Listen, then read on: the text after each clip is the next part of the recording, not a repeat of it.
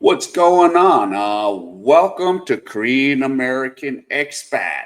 So, I wanted to maybe do one reaction video a week. So this is like my one video for this week, and this is a video by Megan Moon. She's been in Korea for almost what 10, 13 years. So she wants to talk about Korea's secret unwritten rules that nobody tells you. So let's listen in, and I'm going to react to what she said. So let's get right into this video. So So every country has a culture that people sort of know and talk about. But I think that every culture also has unwritten rules, things that people just know that they should do, but have never really verbalized. And not something that they would teach or not something that they would teach in school. It's not something that they would teach or moving to trial and error. So let's get into the unwritten rules about living here in South Korea. Let it bounce.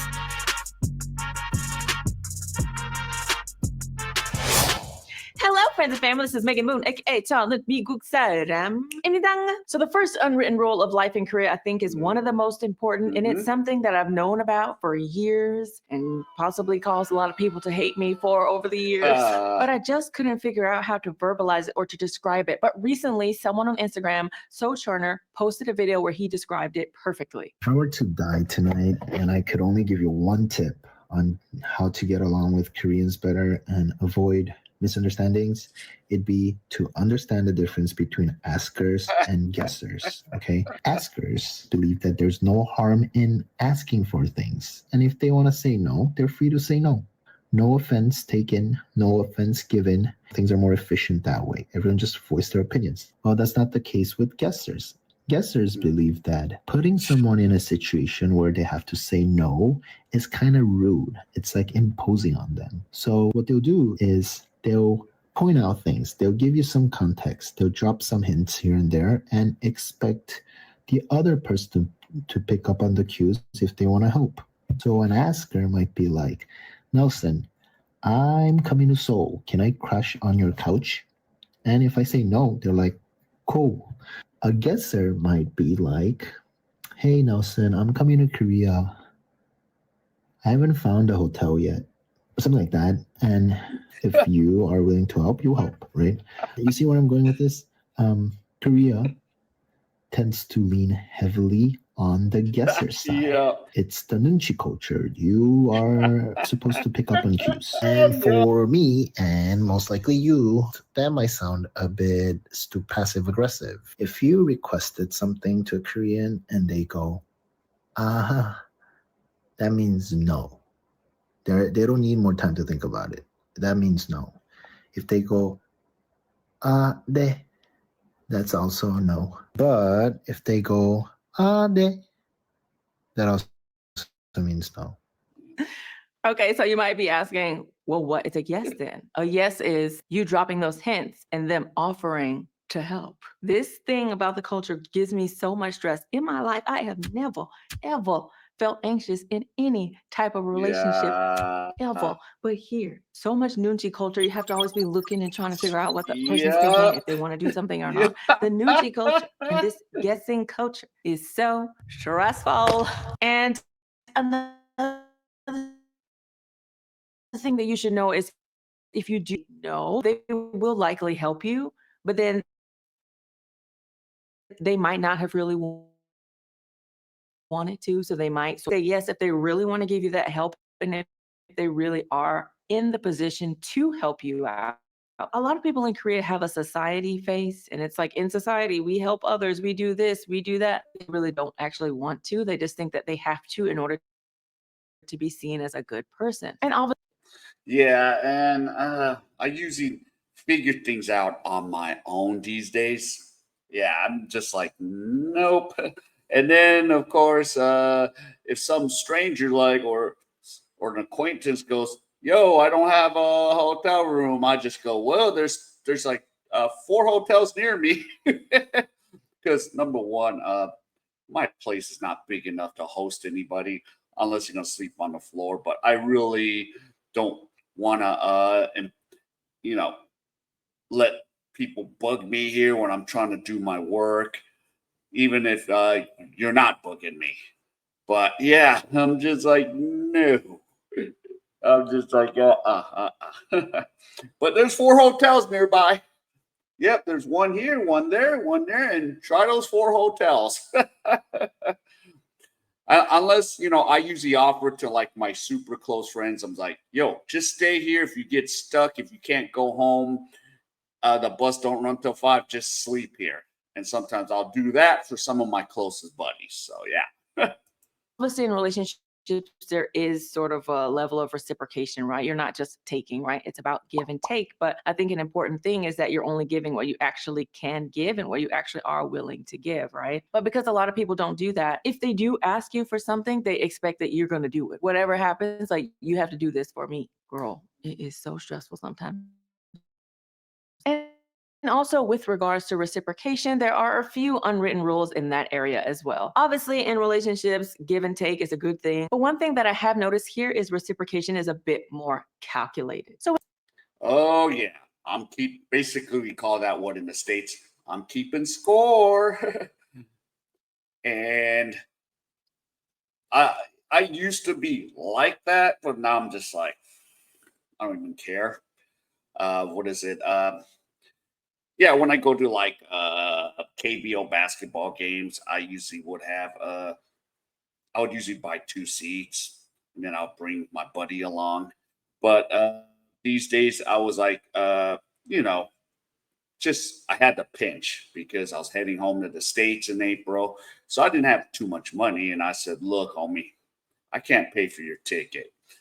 And yeah, and then yeah, when we went to one of the Soul games, I could tell he was so reluctant to pay for his ticket. And I'm like, yo, it's only 16,001 and it's 2 for 1. So you pay 8, I pay 8. I'm not asking for much, but I'm just broke this time. And that's what sometimes the homeboy didn't understand. So I'm just like, yo, just just pay it this time. You usually go for free all the time with me, but now I've got to the point where, unless I buy 2 seats because I have to, because I want a table seat, I'll ask the guy to come along. But other than that, I'm gonna be like, yo, I'm just gonna go to the game alone. So if you want to come, come. If you don't, I don't care. It's up to you. But yeah. with us, if we do something for someone, I feel like we tend to accept their gratitude in whatever form it is. So if you do something for someone and they write you a thank you card, for example, we see that as a great gesture and sort of just knowing that they feel grateful for it and it really helped them out. But I feel like here there's some people who'd be like, a card. What I did for you was like $100 in value. Okay, so I expect to get $100 in value back exactly. Okay, the card, it don't even have no pop-ups in it. Don't play no sound, no little lights or something. Like, at least give me an expensive $10 card with pop-ups and stuff. I feel like Oh it's a bit God. more match everything Yeah. exactly and so calculated with some people, not everybody. And I hear that in a lot of marriages nowadays, it tends to be like that. I put in for this amount, so you put in for this amount exactly. And Oh that is one of the yeah. things I hear that is causing more See, people to get divorced. And obviously, you can't really keeping run relationships like score. that. There are times where I'm giving more, times where you're giving more. But in the grand scheme of things, both people are giving to one another, right? It's not always, and it can't always be equal. It's the nature of relationships. And sometimes you might have to wait a long time to get anything back from that person, depending on where they are in their life right now. But this idea of giving back exactly how much you got is especially prevalent in wedding culture. When you go to weddings in Korea, there's a book that everybody has to sign, and then the people who are Yeah. working the wedding will write how much money that person gave you for the wedding. Because at Korean weddings, it is 100% mandatory that everyone get cash. So at the wedding halls, they always have ATMs down there for you to get cash, put in an envelope with your name. So there's a record of how much money you gave them when you came to the wedding. And Oh yeah. One of my first weddings when I came 10 years ago, I had like some skincare stuff. I'm like, yo, here's a gift. And then they're like, no, you're supposed to give money. I have a gift. Take the gift. Oh God. Okay, it's worth $50,000. 50,000, I mean 50,001. There's a gift. After that, okay, I was like, all right, I'll start giving cash. I haven't gone to too many weddings. Yeah, Korean weddings are pretty cool. They're right there at the ceremony, and then you just eat right there at your table. But most of the time, they invite me to weddings. I'm just like, I don't want to really go.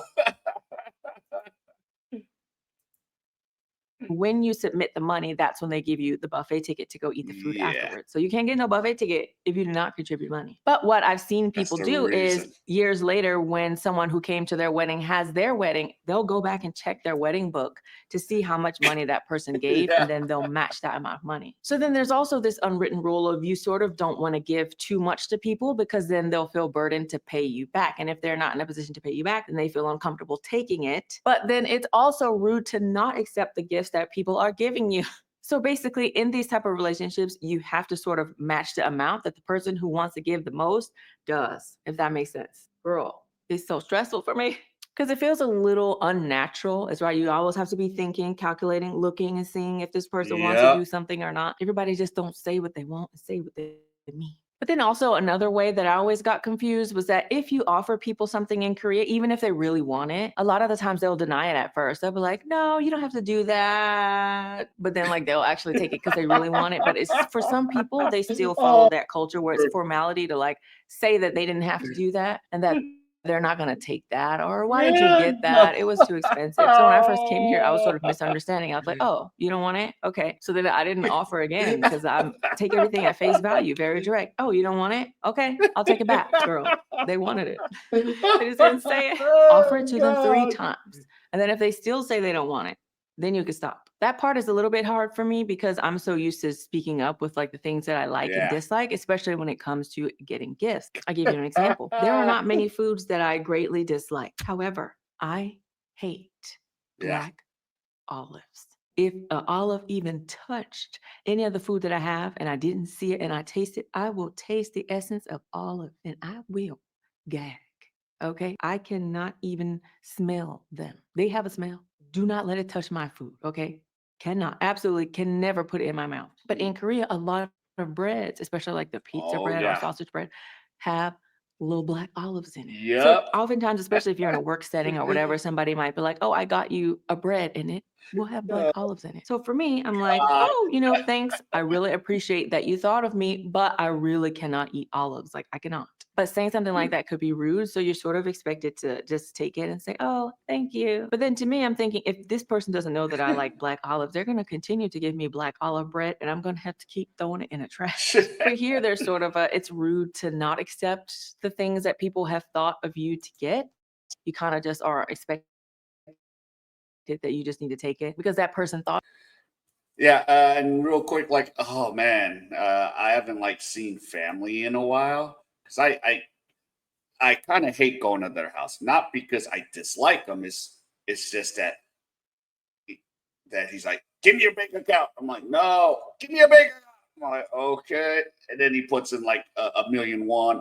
Like when I go see, like when I went and saw family, they gave me like over 3-4 million won. And I'm just like, because the reason is okay, it's cool to accept it, but then later there's a condition, or even if the condition's not on me, the condition's gonna be on my mom or something, and it's like, oh god, yeah, it's one of those things. I'm like, no, I don't want the money. So that's part of the reasons why sometimes I don't even go visit my family most of the time. So yeah, so there you go. Of you. So how dare you deny their kindness? I think nowadays there are a lot of people who just sort of understand that and they know that you are a foreigner and that you're not going to be eating no nasty olive bread because you cannot put olives in your mouth. But just in general, you have to be a little bit more careful when you voice your opinions about certain things. And you really have to make sure you say a lot of times that you're so thankful that they thought of you and they just made your day brighter because they just thought of me, and I feel so loved and taken care of because you got me this bread, and wow, you really made my day. You're such a great person, so caring. Like you really got Oh it from the god. top. But there are also a lot of unwritten rules when it comes to the workplace, honey. Nowadays, things are sort of changing a little bit. It just depends on what company you work at. But the Yeah. first thing you should know is that when you work at a company, you are required to go to everyone's wedding or at least give them money, even if you barely see them, you're not really close to them at all. Back when I used to work at EVS, actually, when I got married, there's a lot of people that I'm not close with there that work on our team, barely even talk to, don't even have the phone number of. So when I got married, I just invited the people that I was close to, like probably it was just Hyunwoo and our PD. And so after the wedding, I think maybe Hyunwoo posted that he was at my wedding or something. So everyone else found out about the wedding. They're like, you got married, like, why you didn't tell us or invite us? I'm like, we don't even talk. Like, then everyone the next day came and brought envelopes of money, and they're like, here, take the envelopes of money. And I was like, okay, girl, I'll take it. Thank you. So if you are in a workplace, you're sort of considered one group with these people. So if you do have like a wedding or something, you should invite everyone, like everyone that you have, we're a part of the same group, like we're in this together. And on the same token, if other people are having weddings, even if you're not close to them, it is customary for you to just bring some money, like a minimum of $50. I would say put it in an envelope and just say, congratulations on your wedding, even if you don't go to the actual wedding. Also along those stuff, 50,000 won, which is about 32 US dollars, but put 150 into the envelope. So yeah. especially if there are your higher ups or your boss, you might be required to go to those as well. I was an elementary school teacher when I first came to Korea, and our principal, actually her mom passed away. So the teachers were like, okay, we got to go to her mom's funeral tonight. And I was like, oh, I don't really know her. And Yeah. I have to go to this funeral, this person I never met. And they're kind of like, no, but it's kind of like, yes. There's no law that you need to go to your boss's mom's funeral, right? However, in these work situations, if you don't go to something like that, especially when all the other teachers are going, if there's a promotion coming on in the future, trust me, you're not going to get it. Okay. And your other coworkers, it's likely possible that they're not going to think that highly of you or think that you're committed to the group or a part of the group. So the next unwritten rule of working in Korea is that you have to stay at work until your boss leaves. Yeah, before we talk about that, yeah, this is why I stopped working full time. I just show up once a week. I'm like, hi, kids. La, la, la, la, la, la, la, la. Okay, bye, kids. And then mostly the director wants to talk to me. Okay, the books, okay, no problem. We'll do this book and I'll teach away. Yeah, I don't get too close to my co-workers as much. I just come, go, disappear. I don't tell them a lot about myself. I'm just like, hey, what's up? Cool, bye. But let's talk about the work culture. You get no overtime or extra pay of any kind. So Nope. let's say you work 9 to 5, right? It's 5 o'clock. You're like, I finished my work. It's 5 o'clock. Pack up my stuff. Get out of here. But then you see everyone else is still working. So if you just pack up and leave on time, it could be seen that you're not a hard worker, etc. And there are some companies still where it's not really looked upon well. Like if you want to get the promotion or whatnot, you got to show that you're working hard. You're there for the company. You don't leave until the boss leaves. It's getting a little bit better, I've heard nowadays, but there's still a lot of companies where that is still the vibe. So if you are unlucky enough to get one of these jobs where they do have that culture, then you will have to be like looking around and like seeing when it's okay to go. And a lot of people don't want to be the first one to leave. Also, along the lines of work culture, there is an unwritten rule that you do not take a sick day from work unless you are in the hospital, your arm broke, your leg broke, your brain broke. You cannot move or work. You are in a vegetative state. Even with what is it? The academies, the English teachers, yeah, you have 10 days of vacation, but for like academies, those 10 days is when they pick. They pick that stuff. I've learned that the first time I went there. I'm like, nah, F this. So basically, I would just work and then disappear, So yeah, that's why I do all part-time jobs. I do all, freelance jobs. I'm like, no, because my attitude is if I'm sick, I don't get paid, I don't work. But most of the times my shifts are like 4 hours. So I just go in and go, yo, kids. All right, bye, kids.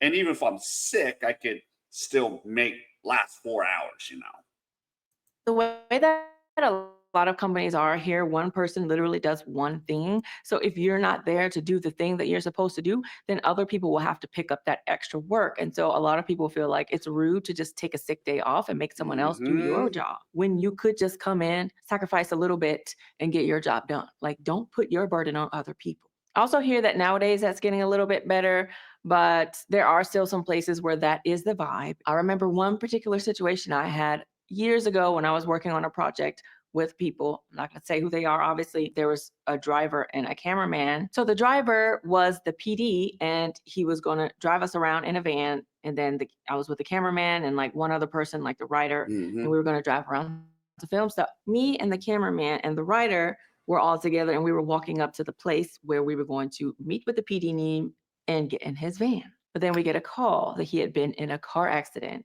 And it actually was just right around the corner from us. So we all just walked over there to the car accident. And the PD name is in a stretcher. He's got like cuts on his face. Like there's a little bit of blood on his lip and stuff. And he's just like on the stretcher, and you can see he's like in shock, just like he can't even really talk to us. And then they put him up into the ambulance. And then sort of the other people on the team were like, now we got to take taxis and get around today. It's going to take us like so much longer to get everything done because he's not here. And I was like, oh, wow.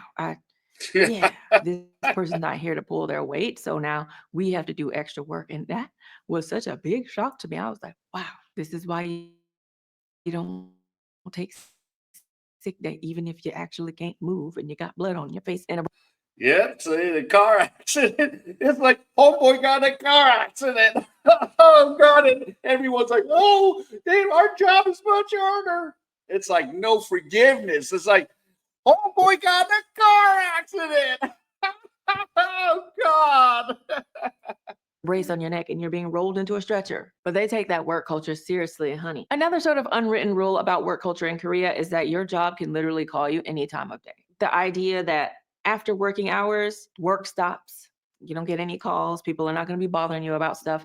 Is sort of not so much here. I feel like in the US, maybe we don't call after 9 at the latest, right? If it's an actual emergency. But I feel like in Korea, it might not be an actual emergency. Someone just has to ask you something. So they might call you like 11 o'clock. Hey, so what was that again? You could ask me in the morning. It's not a pressing emergency. But here, outside of work hours, people tend to call a lot more, and you're going to be expected to pick up on those calls and answer whatever questions that they have, etc. And the last unwritten rule that I could think of, at least for this video, is to never let someone eat alone. One thing you'll notice, especially if you have a significant other, is a lot of the times they'll say, hey, do you want something to eat? Because they actually want something to eat, and they want to eat something together with you. A lot of people don't want to eat alone here. So when they ask you, hey, do you want something to eat? It's because they are hungry and they want to eat with you. So if you say no, there are some people who actually just won't eat anything at all. Even though they're hungry, they just don't want to eat anything at all because they don't want to eat alone. And there are also a lot of people who, if they went and get a little something for themselves to eat and they're the only one eating, they feel weird about that too. So even if you're not that hungry, at least get like a little something and nibble on it with them. So also along those lines, if you're going to bring a snack somewhere, you got to bring a snack for everybody. You can't just be like, oh, I packed my stuff. Everybody's going to be like, hello. Yeah, this is why I don't work in the work culture. I love just being this freelance, English teacher and just go to one site. Hey, bye. Hey, bye. Of course, sometimes they do ask me to eat, once a month, and we all go eat, and that's that. But yeah, it's crazy out there with all these norms with Korea.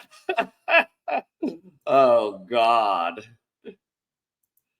We're here too, right? So if you are going to pack something for yourself, pack other things that maybe other people could possibly want. They may or may not eat it, but at least showing that gesture will show that you care about the group. And those are all the unwritten rules I could think of, at least for this video. I'm sure that there are more. If you live in Korea and you discovered some other unwritten rules, please let me know down below. Or if you want me to make another video sharing other unwritten rules that I think of probably the moment we stop filming this video and I leave this studio, because it always happens. The moment we finish, then I think of 5 more things I could have said that were even better than the ones that I said in this video.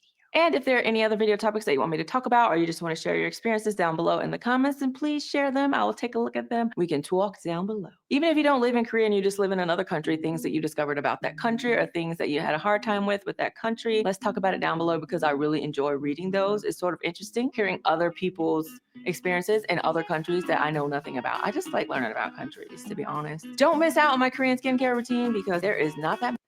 Okay, so yeah, that is Megan Moon's unwritten rules about things in Korea, and uh, I can relate to some point. Of course, not the work culture, because I'm just like, hell no, I ain't gonna work there, no.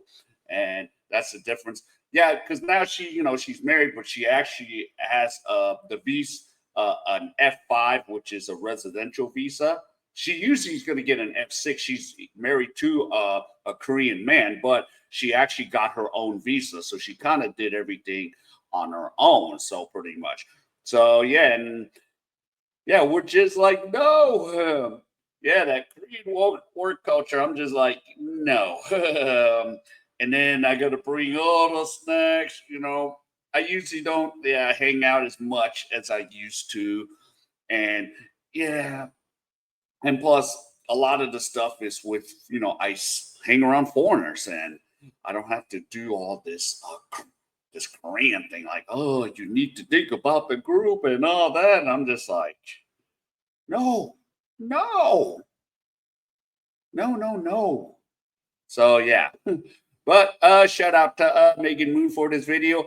And if any of you enjoyed any of this content, please give me the HKO special. Help the king out. Hit the like and comment, like she said, about your experiences in Korea or even around the world, wherever you're at, even in the U.S. I still don't mind, reading some of the U.S. stuff too. So, and around the world. All right. So take care, and I will see you in my next video.